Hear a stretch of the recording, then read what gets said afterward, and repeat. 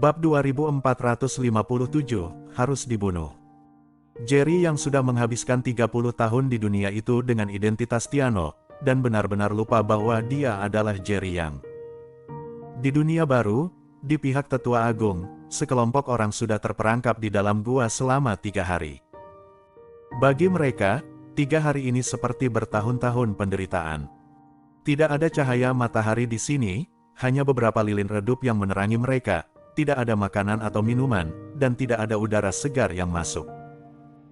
Masing-masing dari mereka begitu tertekan hingga wajah mereka menjadi pucat, dan mereka hanya bisa mengandalkan kemauan yang kuat dan energi spiritual terakhir yang lemah di tubuh mereka untuk bertahan hidup. Yang membuat mereka paling tidak berdaya adalah mereka melihat dengan jelas bahwa energi spiritual yang ada di dalam gua tersebut sangat melimpah, namun ternyata tidak terpakai sama sekali dan tidak bisa digunakan sama sekali untuk berlatih.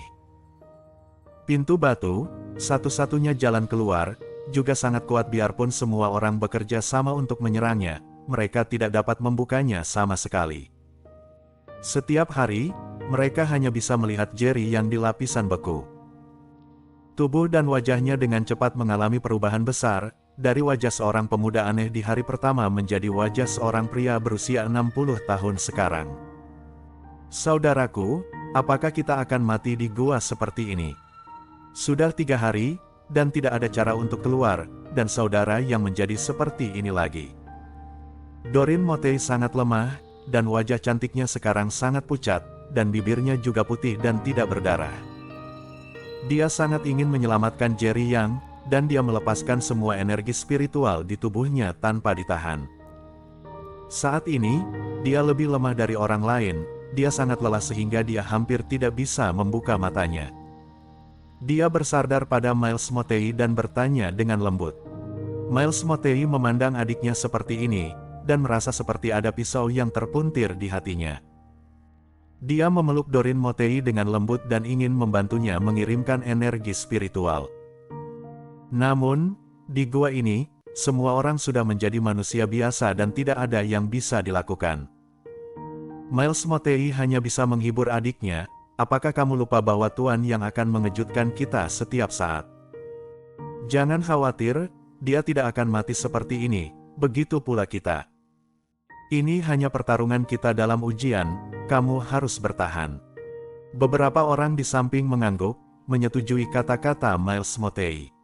Wanda memandang Jerry yang di lapisan beku, matanya yang indah berkaca-kaca. Jerry yang pernah menjadi idolanya dan raja di hatinya. Dia tidak menyangka pria yang bak raja itu akan menjadi seperti ini. Ini baru 3 hari, dan Tuan yang sudah menjadi sangat tua. Kalau itu terjadi dalam beberapa hari lagi, aku benar-benar tidak dapat membayangkannya. Saat berbicara, Wanda tidak bisa menahan tangisnya. Dia segera duduk di lantai, membenamkan kepalanya di kakinya yang tertekuk dan menangis. Dia tidak pernah berpikir bahwa dia akan begitu sedih untuk seorang pria.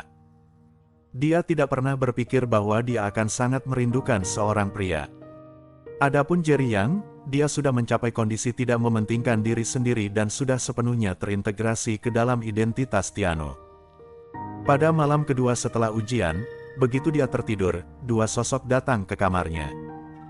Dari sosok yang dikenalnya, dia tahu bahwa orang yang datang tidak lain adalah Tiko yang tinggi dan perkasa serta tetua kedua. Ketika Tiko melihat Tiano terbangun, dia berkata langsung ke pokok persoalan dengan suara dingin, selama bertahun-tahun, aku sudah melepaskan gagasan untuk membunuhmu sang pecundang, tetapi kenapa kamu tidak bisa menjadi orang biasa saja? Kenapa harus berkultivasi? Dan, dalam ujian tahun ini, kamu ternyata memiliki bakat seekor ikan.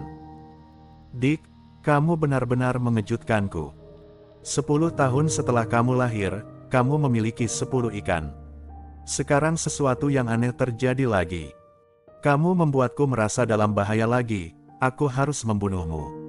Bersambung. Bab 2458, Kelegaan dari Kematian. Kata-kata Tiko sangat dingin, bahkan mengandung rasa tidak berdaya. Tiano tiba-tiba menjadi sangat gugup. Selama bertahun-tahun, tingkat keterampilan terendah yang dia latih sebagai murid luar dari Sekte Tiandi hampir sama dengan bakatnya, yaitu 0. Sekarang, dia sudah berusia 60 tahun. Bahkan manusia biasa yang lebih muda pun dapat membunuhnya sesuka hati. Terlebih lagi, orang yang ingin membunuhnya saat ini adalah Tiko dengan bakat luar biasa. Dan, ada tetua kedua dengan kekuatan yang sama menakutkannya di sampingnya. Merasakan ancaman kematian, Tiano tanpa sadar ingin mengeluarkan pedang kaisar untuk melawan. Bagaimanapun, pedang kaisar sudah mengikutinya sebelum dia berumur 30 tahun. Tapi kemudian, pedang kaisar diambil kembali, dan sekarang dia mengulurkan tangan dan tidak bisa memegang apapun. Tiano segera berkata dengan marah kepada Tiko, "Tiko, kamu bajingan, apakah kamu harus membunuh semua orang? Biarpun kita memiliki ibu yang berbeda, darah ayah kita mengalir di tubuh kita. Selama bertahun-tahun, aku hanya ingin memulai jalur kultivasi. Ini hanya sebuah jalan. Aku tidak pernah berpikir untuk bersaing dengan kamu untuk mendapatkan status." Pada saat ini, tetua kedua menyela kata-kata Tiano dan tersenyum dingin. "Nak, berhentilah bicara yang tidak masuk akal. Kalau Tuan Tiko ingin kamu mati, maka kamu tidak akan bisa hidup." Segera setelah itu, tetua kedua menoleh ke Tiko dan berkata, "Tuan muda Tiko, cepat lakukan. Akan buruk kalau kamu ketahuan oleh murid yang berpatroli nanti." Anak ini terus berkata bahwa dia tidak akan bersaing untuk mendapatkan posisi kamu, tetapi dia bersikeras untuk mendapatkan bakat untuk berkultivasi selama bertahun-tahun. Apakah menurut kamu dia benar-benar tidak akan bersaing untuk mendapatkan posisi kamu? Tiko mengangguk dan sangat setuju dengan perkataan tetua kedua. Menurutnya, kegigihan Tiano selama bertahun-tahun hanya untuk berdiri di puncak sekte Tiandi suatu hari nanti.